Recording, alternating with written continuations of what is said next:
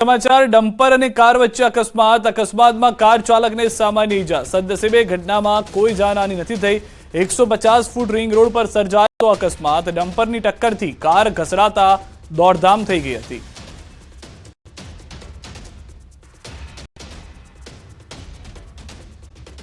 आदेश बाद सूरत महानगरपालिका 170 જેટલા જૂના ઓવરબ્રિજના સર્વેની કામગીરી શરૂ કરી સર્વે માટે ડ્રોન કેમેરાની મદદ લઈને વિડિયોગ્રાફી કરીને બ્રિજના રિપોર્ટ બનાવાશે 170 બ્રિજને 4 કેટેગરી વિભાજિત કરીને સર્વે હાથ ધરાયો સર્વે બાદ જો બ્રિજ સમારકામની જરૂર જણાશે તો આગળની કામગીરી હાથ ધરાશે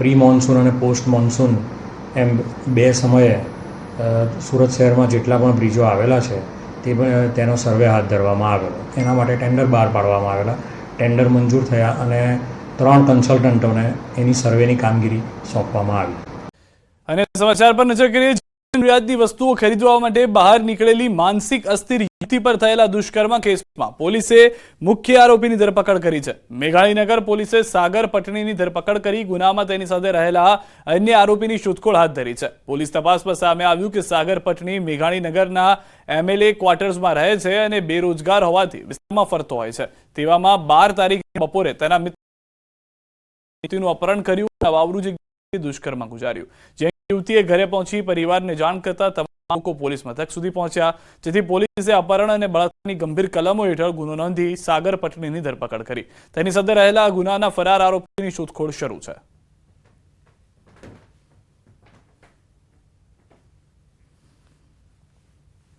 સમગ્ર બનાવ છે 12 તારીખનો છે સાંજના 4 થી 5:30 દરમિયાન પર 14મી આપણે ગુનો દાખલ કરીને આરોપીઓની શોધખોળ ચાલુ કરેલી અને ગઈકાલે સાંજના જે છાકામનો જે મુખ્ય આરોપી છે સાગર પટણી એને અટક કરવામાં આવેલો છે અને આગળની જે તપાસ ચાલુ છે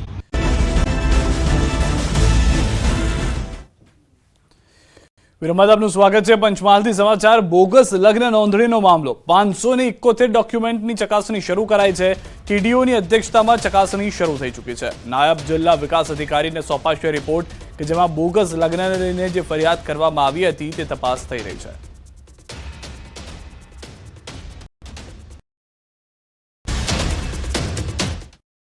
તમામ ડોક્યુમેન્ટ જોતા અમુક બ્રાહ્મણનો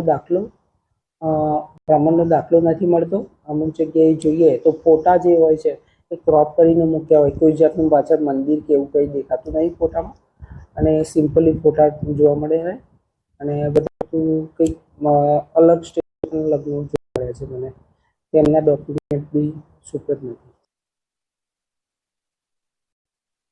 ખોટા લગ્ન નોંધણી કેસમાં તપાસ હવે સાબરકાંઠાના પરિવારે પણ લગાવ્યો છે આરોપ દીકરીની લગ્ન નોંધણી ખોટી રીતે થઈ હોવાનો આરોપ છે સાબરકાંઠાના પરિવારની દીકરીની લગ્ન નોંધણી થઈ પંચમહાલમાં લગ્નની નોંધણી ભદ્રમાળામાં થઈ હોવાની વાત છે પરિવારજનોને તપાસ કરતા સમગ્ર મામલો બહાર આવ્યો દીકરીના મામા દ્વારા સમગ્ર મામલો તપાસવામાં આવ્યો હતો મોટા કોટડા ગામની યુવતીના લગ્ન નોંધણી ખોટી રીતે થયાનો આરોપ છે કૌભાંડ સામે લોકો સામે કડક કાર્યવાહીની માંગ ઉઠી રહી છે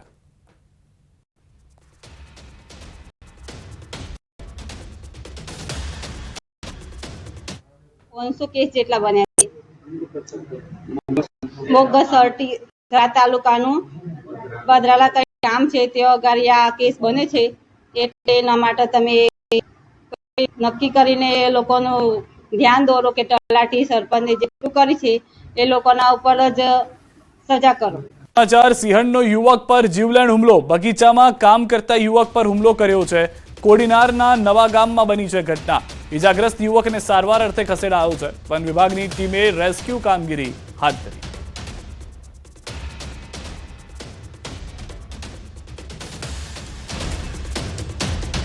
અને આજે જ્યારે માણસો અંદર કેરી વીણી રહ્યા હતા ત્યારે સિંહણ એની ઉપર અટેક કર્યો હતો અને એનો જીવ બચાવવા માટે માણસે બહુ બધી મહેનત કરી છે અને પોતાને ઈજાઓ પણ થઈ છે ઘણી બધી અને અત્યારે હોસ્પિટલાઇઝ છે અને પૂરી ટીમ પણ અહીંયા આવી છે જંગલ ખાતાની અને અત્યારે સિંહણ અને એના બચ્ચા સાથે અંદર છે ફેમિલી સાથે પૂરું ફેમિલી છે આખું અને મને લાગે છે કે હવે અમને રેસ્ક્યુ કરીને અહીંથી ક્યાંય દૂર લઈ જાનહાનિ થવાના ચાન્સીસ વધારે છે ડભોઈની પીપલ્સ બેંક ચાલુ થઈ ગઈ છે ધી ડભોઈ પીપલ્સ બેંક 4 દિવસથી બંધ હતી મેનેજર રાજીનામું આપતા કર્મચારી નથી ખોલતા બેંક. અનેક ખાતેદારો ખાઈ રહ્યા હતા. છેલ્લા 20 વર્ષથી બેંક ખાતેદારોનો જીત્યો વિશ્વાસ.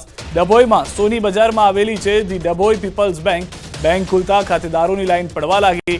બોર્ડ ઓફ ડિરેક્ટરે ખાતેદારોને આપ્યું આશ્વાસન. દરેક ખાતેદારોને મળશે પૈસા. જેમ જેમ રિકવરી આવશે તેમ તેમ ખાતેદારોને મળશે પૈસા.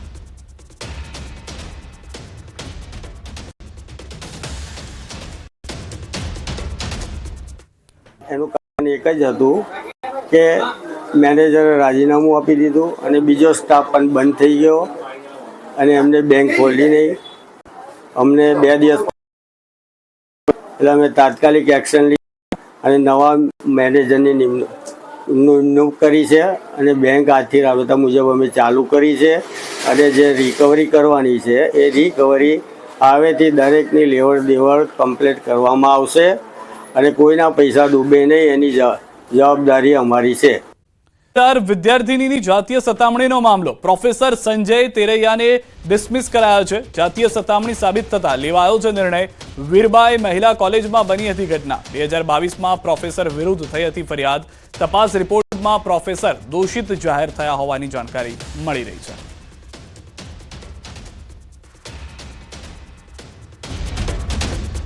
આંતરિક ફરિયાદ સમિતિએ તેમની વિરુદ્ધ આક્ષેપ સાબિત થયા અંગેનો અહેવાલ આપેલ હતો.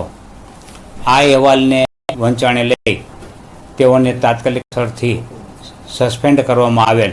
સમાચાર. ચારધામની યાત્રાના નામે ઠગાઈ થઈ છે. હેલિકોપ્ટર બુક કરાવવાના નામે છિતરપિંડી થઈ છે. કેદારનાથમાં હેલિકોપ્ટર બુક કરવાના નામે ઠગાઈ થઈ છે. ઓનલાઈન ટ્રાન્સફર કરાવી 1,43,000 પડાવ્યા. સમગ્ર મામલે સાયબર ક્રાઇમમાં નોંધાઈ છે ફરિયાદ. નડિયાદના 10 યાત્રાળુઓ સાથે ઠગાઈ કરવામાં આવી છે.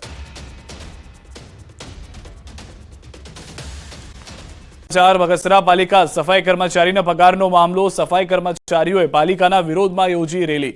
શહેરના મુખ્ય માર્ગો પર સૂત્રોચ્ચાર કરીને કર્યો વિરોધ. મહિલાઓ સહિત સફાઈ કર્મચારીઓ રેલીમાં જોડાયા. બગસરા પાલિકાના નામે મહિલા કર્મીઓએ વિરોધ કર્યો. સફાઈ કર્મચારીઓએ 2 દિવસ અગાઉ પણ કર્યો હતો ઘેરાવો. પાલિકાના સત્તાધીશોએ આપી હતી મૌખિક બાંહેધરી.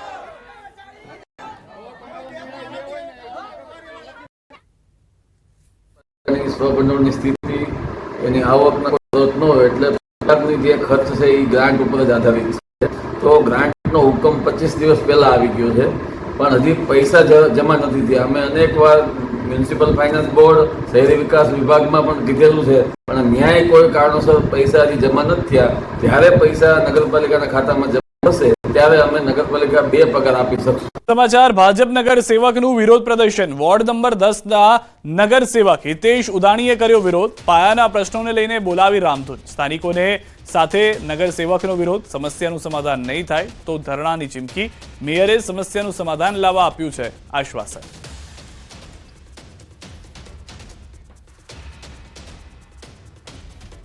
ખાતરી આપી જો આ કામ તાત્કાલિક ધોરણે ચાલુ થશે પણ તાત્કાલિક ધોરણે ચાલુ થાય અને પાણીની પાઇપલાઇન નવી આવે અને તાત્કાલિક ધોરણે રોડ બને એવી મારી સમસ્યા છે. ત્યાંની એ સોલ્વ થાય કારણ કે ચોમાસું માથે છે, ઉપરવાસનો વિશ્વાસ છે, બધું પાણી ત્યાં આવી જાય. સમાચાર. ભાજપ નેતા રુચિર કારિયાને આપી ધમકી. પ્રદેશ ભાજપ કારોબારીને મળી ધમકી. બુટલેગરોએ વોટ્સએપ કોલમાં આપી ધમકી. મોરબી પોલીસે ફરિયાદ નોંધી શરૂ કરી છે ધમકી. બુટલેગરો ભાજપના નેતાને ધમકી આપતા હોય તેવી જાણકારી મળી છે. વોટ્સએપ પર આ ધમકી મળી હોવાથી અરજી કરવામાં આવી છે. પોલીસને જાણ કરવામાં આવી છે. હવે આ બાબતે પગલાં લેવામાં આવે તેવી માંગ પણ ઉઠી રહી છે. હવામાન વિભાગે સુરેન્દ્રનગરમાં ભારે પવન સાથે વરસાદની આગાહી કરી છે, જેના પગલે શહેરી વિસ્તારમાં લગાવવામાં આવેલા વજનદાર અને જોખમી હોર્ડિંગ્સ ઉતારી લેવા શહેરીજનોમાં માંગ ઉઠી છે. શહેરના bus stand road, 80 feet road, Malar Chowk, Bahuchar Chowk, Dudhrej road સહિતના મુખ્ય માર્ગો પર ધાબા પર લગાવેલા હોર્ડિંગ્સ ભારે પવનને કારણે પડી જવાથી દુર્ઘટના કે જાનહાનિ થવાની શક્યતાઓ સેવાઈ રહી છે. ત્યારે પાલિકા તંત્ર દ્વારા કોઈ મોટી દુર્ઘટના કે જાનહાનિ થાય તે પહેલા જોખમી હોર્ડિંગ્સ તથા જર્જરિત ઇમારતો દૂર કરવા લોકો માંગ કરી રહ્યા છે. બીજી તરફ પાલિકા આ મામલે ઇમારતોનો સર્વે કરવા ટીમ બનાવવામાં આવી છે. સર્વે બાદ હોર્ડિંગ્સ ઉતારવાની અને જર્જરિત ઇમારતો દૂર કરવાની કામગીરી હાથ ધરવામાં આવશે. તો આ બાબતે બેનરો જે લાગેલા છે, હોર્ડિંગ લાગેલા છે, એને સાવચેતીપૂર્વક છે કે નહીં તે નગરપાલિકાએ ચકાસણી કરવી જોઈએ, સરકારશ્રી અધિકારી ચકાસણી કરવી જોઈએ અને નિયમ વિરુદ્ધ જે કઈ બેનરો લાગ્યા છે તેની પર કડક કાર્યવાહી કરવી જોઈએ. કે જ્યાં પણ ઊંચા હોર્ડિંગ્સ છે તે ઉતારી લેવા, જેથી કોઈ દુર્ઘટના ન ઘટે, અને એની એક આખી ટીમ બનાવી છે જે સર્વે કરી રહી છે. હવામાનને લઈને સૌથી મોટા સમાચાર. બંગાળની ખાડીમાં ઊભી થઈ રહી છે સિસ્ટમ. 23મી મે વાવાઝોડું ત્રાટકવાની શક્યતા. ઓડિશાના દરિયા કિનારે ટકરાશે વાવાઝોડું. મહારાષ્ટ્ર ગુજરાત સુધી થઈ શકે છે અસર. વાવાઝોડાને કારણે ભારે વરસાદનું અનુમાન છે. મુંબઈ અને ગુજરાતમાં પડી શકે છે ભારે વરસાદ. તો 23મી મે વાવાઝોડું ત્રાટકશે. ઓડિશાના દરિયાઈ વિસ્તાર ઉપર તેની ભારે અસર જોવા મળશે. ન ફક્ત બંગાળની ખાડી અને ઓડિશાના વિસ્તારો, પરંતુ તેની અસર સીધી ગુજરાત અને મુંબઈ ઉપર પણ થઈ શકે છે.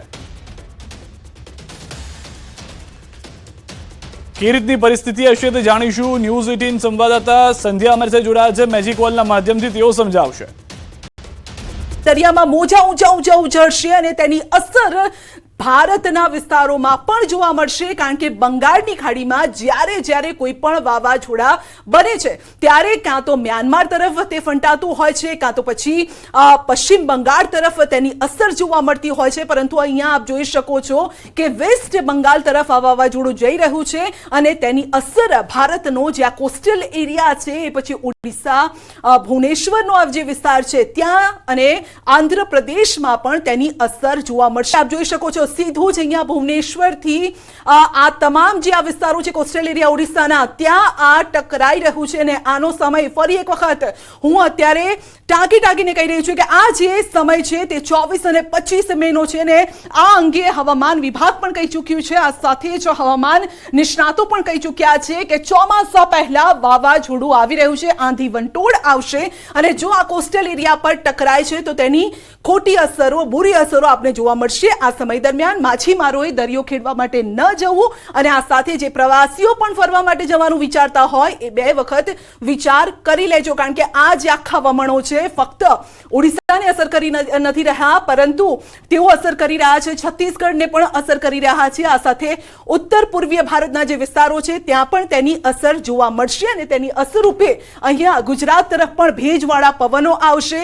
આ સાથે અહીંયા પણ આંધી વંટોળની શક્યતા છે. એટલે ગરમીનો એક મોટો રાઉન્ડ જશે, ત્યારબાદ આવશે વાવાઝોડું. અને વાવાઝોડું ફક્ત ઓડિશાને અસર નહીં કરે, આંધ્રપ્રદેશને અસર નહીં કરે, પરંતુ ગુજરાત પર પણ તેની અસર ચોક્કસ વર્તાવવાની છે. અને આ અસરના રૂપે આપણે પહેલા જ અમે આપને સાવચેત કરી રહ્યા છે. આંધી વંટોળ જરૂર આવશે, જોરદાર પવન પણ ફૂંકાશે, જે અત્યારે પણ આપ તેને અનુભવી રહ્યા છો. એક તરફ ઈડરના ગ્રામ્ય વિસ્તારોમાં વરસાદ છે તો ગરમીનો પારો પણ ઉચકાઈ રહ્યો છે. હિંમતનગરમાં ગરમીનો પારો 43 ડિગ્રી સુધી પહોંચી ગયો છે.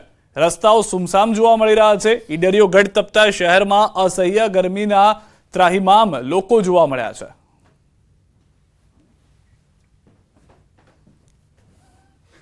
સાબરકાંઠા જિલ્લામાં ગરમીનો પારો દિવસે દિવસે ઉંચકાઈ રહ્યો છે. આજે 43 ડિગ્રી કરતાં પણ વધુ તાપમાન હોય એવું લાગી રહ્યું છે. કારણ કે રસ્તાઓ અત્યારે હાલ તો સુમસાન બની રહ્યા છે. તો મોટાભાગે ખાસ કરીને લોકો પોતાનું ગરમીથી રક્ષણ મેળવવા માટે અવનવા નુસ્ખાઓ અપનાવી રહ્યા છે. તો મોઢે સ્કાર્ફ અથવા દુપટ્ટો બાંધીને ખાસ કરીને મહિલાઓ ઘરમાંથી નીકળતી હોય છે. તો આ ઉપરાંત અન્ય જે લોકો છે તે લોકોએ જે ન છૂટકે બહાર નીકળતા હોય તેમને પોતાનું શરીરનું રક્ષણ કરવા માટે વિવિધ સ્કાર્ફ અથવા દુપટ્ટાનો ઉપયોગ કરીને પણ બહાર નીકળતા હોય છે. તો આ ઉપરાંત આરોગ્ય વિભાગ દ્વારા લોકોને બહાર ન નીકળવા માટેની અપીલ પણ કરવામાં આવી છે. ખાસ કરીને જે વધુ પડતી ગરમીના કારણે લૂ લાગવાના બનાવો બની રહે તે માટે ઘરના ઠંડા પીવા જોઈએ. તો આ ઉપરાંત સબગા માતાઓ અને વૃદ્ધો અને બાળકોને ખાસ કરીને તકેદારીને રાખવા જેવી છે. કારણ કે વધુ પડતી ગરમીના કારણે એમને અસર થઈ શકે, એટલે લૂ લાગવાના પણ બનાવો બની રહ્યા છે. તેના કારણે આરોગ્ય વિભાગ અને કલેક્ટર દ્વારા પણ લોકોને અપીલ કરવામાં આવી રહી છે. ઈશાન વર્મા, ન્યૂઝ 18 ગુજરાતી, સાબરકાંઠા. સમાચાર ઈડરના ગ્રામ્ય વિસ્તારોમાં વરસાદ. બપોર બાદ પવન સાથે શરૂ થયો વરસાદ. વરસાદથી જુવાર બાજરીના પાકને નુકસાનીની ભીતિ જોવા મળી રહી છે. તો 5મા દિવસે પણ સતત વરસાદ જોવા મળી રહ્યો છે રાજ્યમાં. આ વખતે ઉત્તર ગુજરાતના વિસ્તારો જેમાં સાબરકાંઠાથી સમાચાર. ઈડરના ગ્રામ્ય વિસ્તારોમાં વરસાદ થયો હોવાની જાણકારી પ્રાપ્ત થઈ રહી છે. બપોર બાદ ભારે પવન સાથે વરસાદ શરૂ થયો છે. દ્રશ્યોમાં પણ આપ જોઈ રહ્યા છો વરસાદથી જુવાર બાજરીના પાકને નુકસાનીની ભીતિ સેવવામાં આવી રહી છે. બાજરીના પાકને નુકસાનીની ભીતિ છે. ઉત્તર ગુજરાતના કેટલાક વિસ્તારોમાં વરસાદની પરિસ્થિતિનું નિર્માણ જોવા મળ્યું છે.